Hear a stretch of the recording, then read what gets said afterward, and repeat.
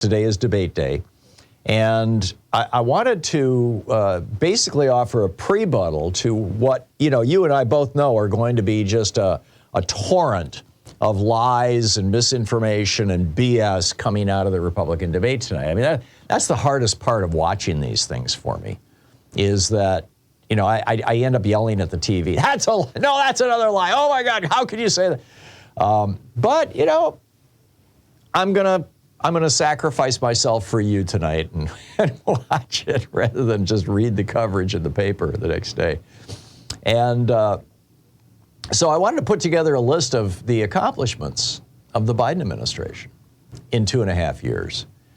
And it's really, when I sat down and started putting them together and doing the research, it was pretty surprising to me how much he's accomplished.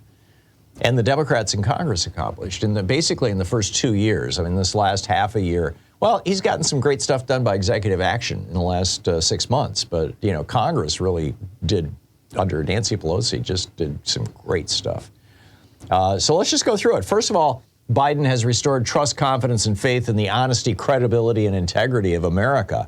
He doesn't suck up to dictators like Trump does. He doesn't lie to Americans and our allies. He's restored independence of the Justice Department. He's funded and funding and support to the regulatory agencies like the EPA and the IRS.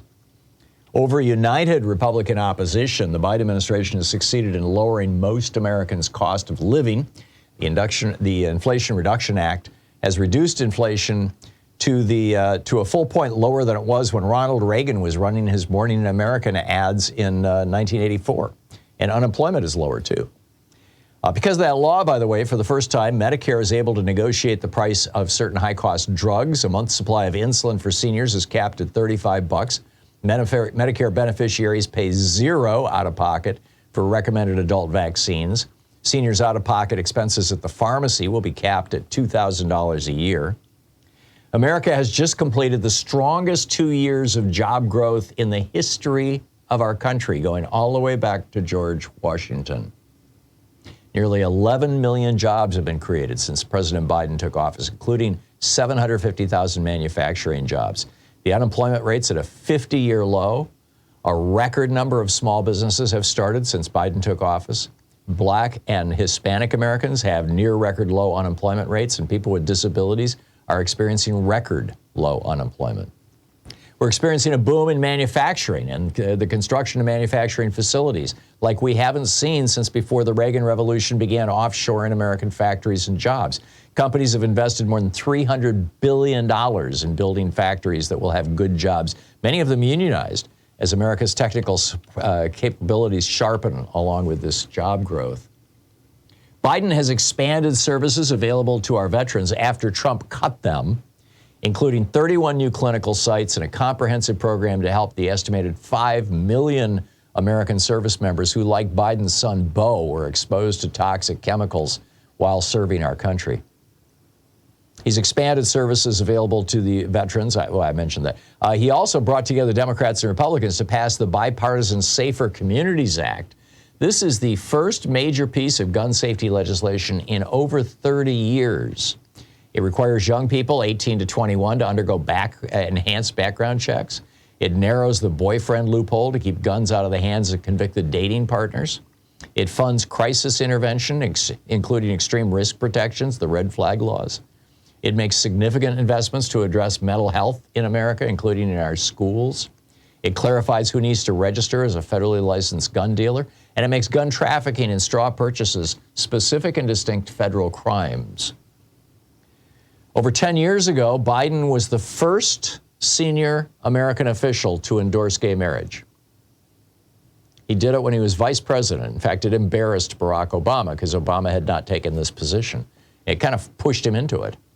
And building on that longstanding support and generations of civil rights advocacy, Biden signed historic bipartisan legislation protecting marriage for both same-sex and interracial couples.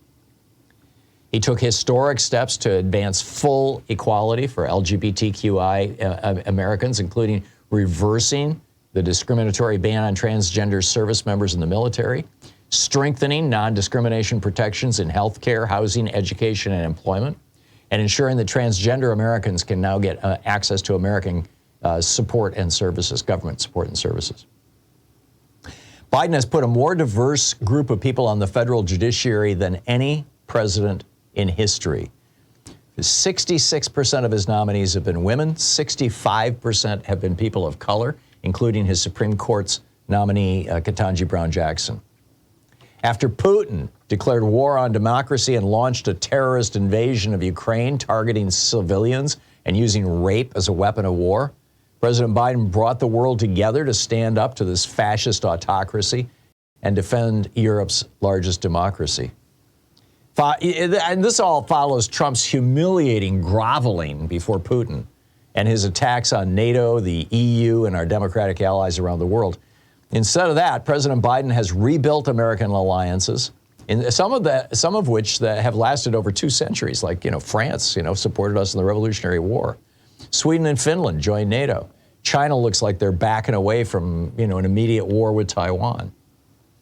Trump unilaterally closed all of our air bases in Afghanistan except one to make it very difficult for his successor, Biden. He did this after he lost the election, to make it very difficult for Biden to pull us out of Afghanistan safely. Nonetheless, Biden did that. There were obviously hiccups, but he did it. And he also, in the course, ended the war that George W. Bush and Dick Cheney had lied us into. He's also decapitated the leadership of ISIS and al-Qaeda.